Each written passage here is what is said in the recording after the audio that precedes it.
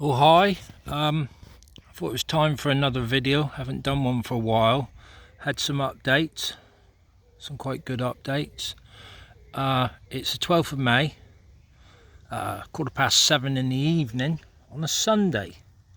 We're back at mental health again, Devon Partnership Trust, Wonford House. And well, what's been going on? People are looking at the channel, the YouTube channel in Exeter, may or may not be aware that I had a story run a week ago with Devon Live newspaper, formerly known as the Express and Echo. It's called Devon Live, and had a full story with photo on the steps of Wonford House. And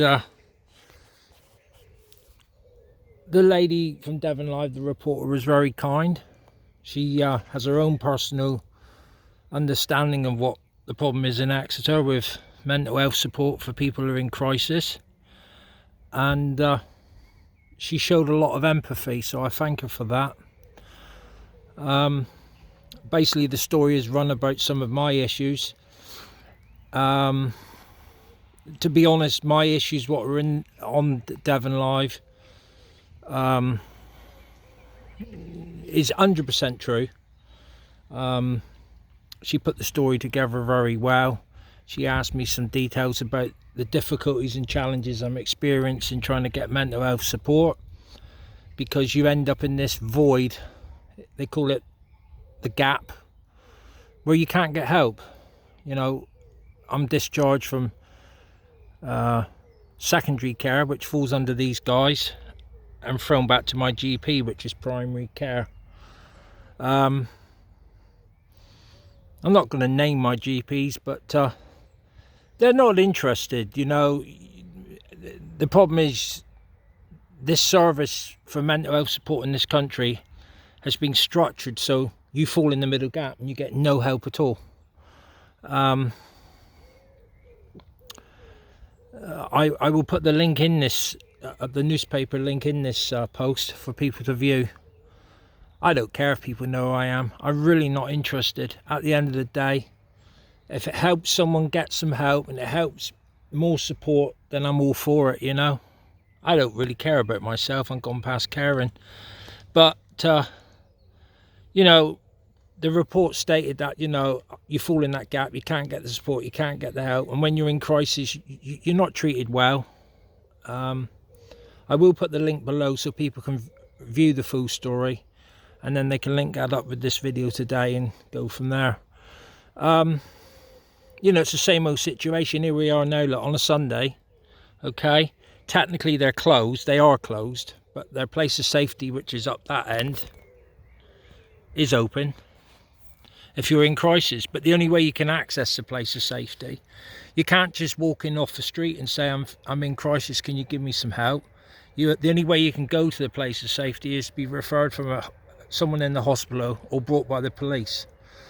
The place of safety is in joint partnership with Devon Cornwall Police, so you know it's hard to get in the place of safety when you're in crisis. The police will usually bring you here. The problem is here you have the same batch of people who assess you, and as far as I'm concerned, I won't mince my words, they're bent. All right, they sleepwalk through their job.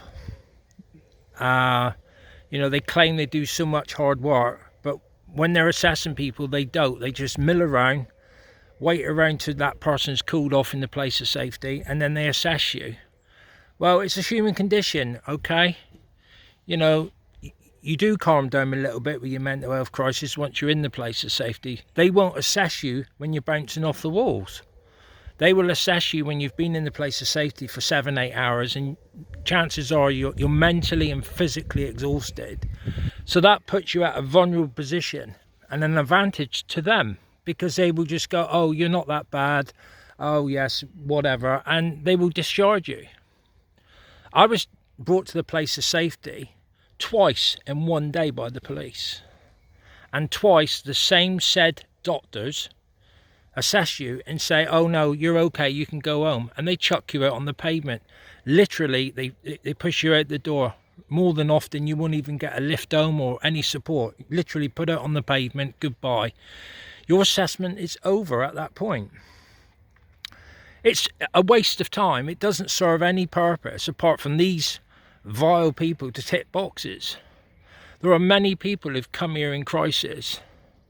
They've been assessed and they've gone out and ended their life immediately. They're clearly troubled people, you know, but you know, I am confident there are many doctors who have assessed people in here in the place of safety and then discharged, and they go and end their life. They're clearly very troubled, aren't they? No support. They're not interested. Those sad, tragic people end up as a statistic. It's called deceased. Oh, well, they went back out and they ended their life. And that's the way it goes. What frustrates me, you probably can't see from the footage today, it's a Sunday. They're technically closed, but there's staff in and out. There's a good percentage of cars in this car park, so clearly there are people in there. I can't imagine they just leave all their cars here all over the weekend. So I don't know, what is there must be 15-20 cars in this car park.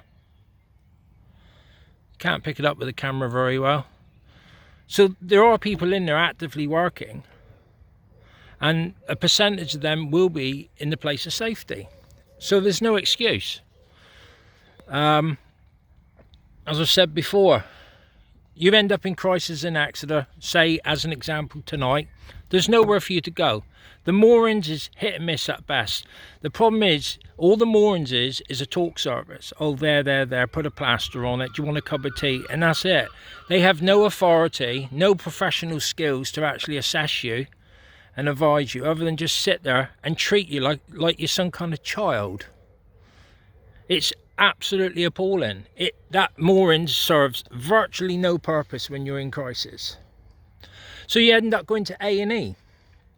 If you go to A&E tonight, it's probably quite busy because the weather's good, so there's a lot of people who've had accidents in the garden and stuff, and probably drunk and falling over and banged their leg, you know, the usual stuff in A&E of an evening. And they're not interested. They will call site liaison.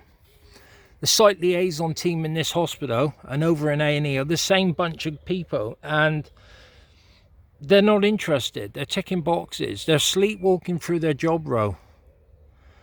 If I was in that job role and I assessed someone who was clearly bouncing off the walls in utter distress, I think I would, well, yeah, professionally, I would try my best to get them the support and the help they desperately need at that time. Yeah, it's the same regime in A&E. They will assess you. Naturally, some people will calm down a bit in their crisis, and they tick a box and they're asking the same questions, and then they will go, oh, well, you're okay. We'll send you home with a leaflet, and that's it. Your value, you've been assessed, is over. My doctors have stated that it's an extremely frustrating situation to be in. My doctors are utterly powerless, being at primary care, to push and pressure secondary care to give you the support you need. So you end up going around in circles, and you wonder why people with chronic mental health dysregulation, where they can't cope, well, this evening they have no support whatsoever. But then they are very limited in the week as well. It's the same regime.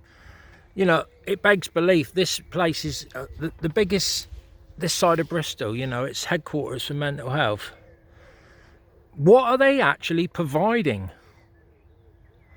You know, I'm fairly well informed of what goes on here. I've even been informed by members of staff what goes on here. What are these people providing? You know, this big building's just like a frontage. You know, you go inside, there's a little reception, and there's never anyone available. You will struggle to get an appointment, and on it goes. So what is this big building providing to people with mental health? Over the other side is the Cedars and the other mental health unit there.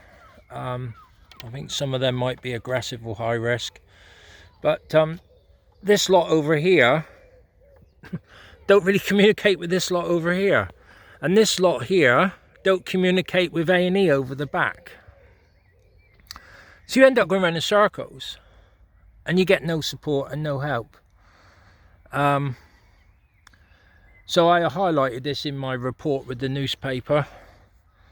The interesting thing is, I won't mention at this time, a said news channel is very interested in running a more fuller, in-depth story concerning getting the help in Exeter. I don't know what that would involve. I guess they would come here and film. They would do a full story. They're very interested in trying to assess what's going on here in Exeter. There's been a lot of localised deaths in recent times. A lot of it ends up in the newspaper, and it's the same pattern every time this goes on. You know, there'd be a tragic loss of life, it'd be in the paper, and you know, there's inquests and coroner reports, and they come back and they go, you know, this person just never got the help they needed at that time. And you know, these guys are held responsible for this because of the lack of duty of care to people in mental health crisis with a mental health illness of, you know, significant level. You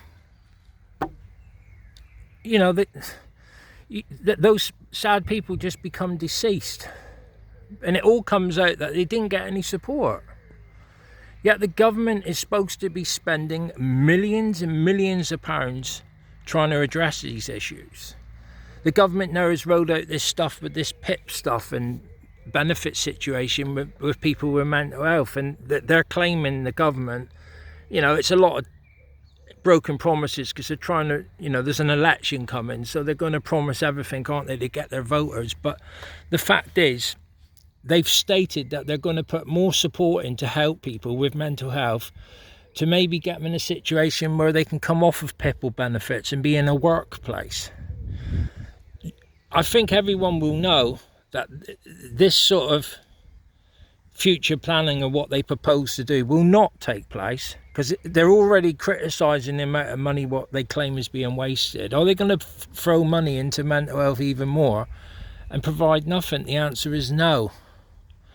So, and I know from many people I've spoke to, they are really scared that because of the way the government is, they're going to go, oh, we're not going to give you any support with mental health. They're already getting no support from these guys, and they're going to go after the vulnerable again, aren't they, and go, oh, well, you know, we're going to stop your money, we're going to stop any financial help to help you with your mental health, and we're going to give you the support you need. They're even talking about less money and giving out vouchers and tokens. It's going to be an absolute disaster for people, and they're quite happy to do that.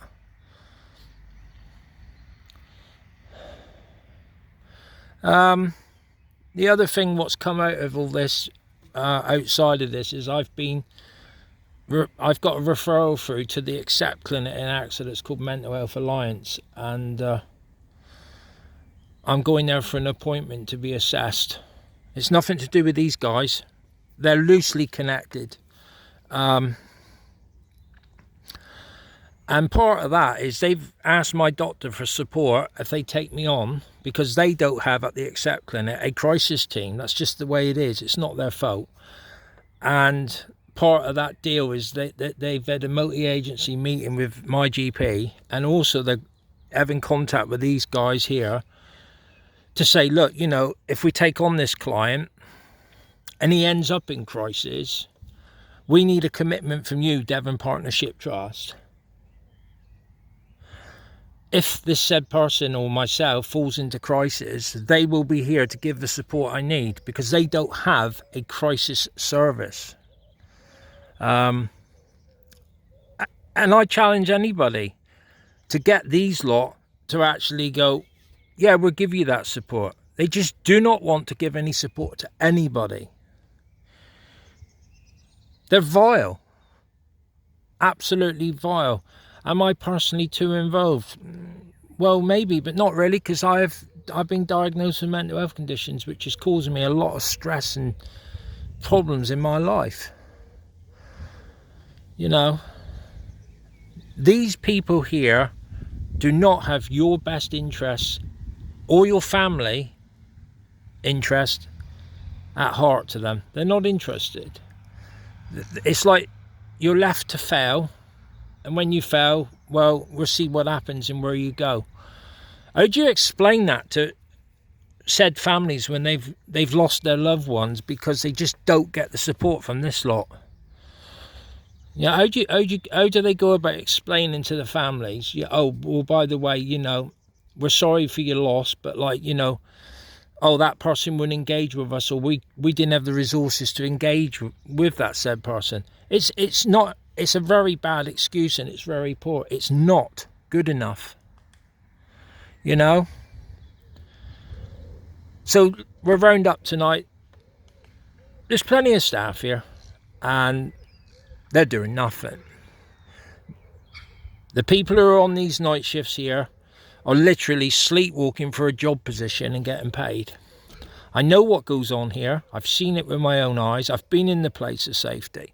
When they come to assess a person 3, 4 o'clock in the morning, 6 o'clock in the morning, they're half asleep. You know, oh, poor them, they've been up all night. No, I'm sorry. You want the job. You've took the job position. You accept the terms.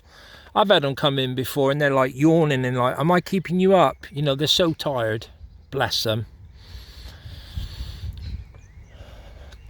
Yeah, well, the said person who's been in the place of safety all night's been up all night as well, bouncing off the walls. How do you think they feel?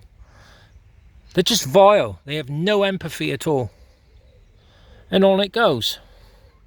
As you can see, another car's come in. There you go. There's plenty of in and out. It's on a Sunday light. It's 7:30 and gone. What are they providing? If I went round to the moorings, which is over the back here, there'd be 2 people in there, 3 at a push, sat there drinking tea, pushing buttons on laptops.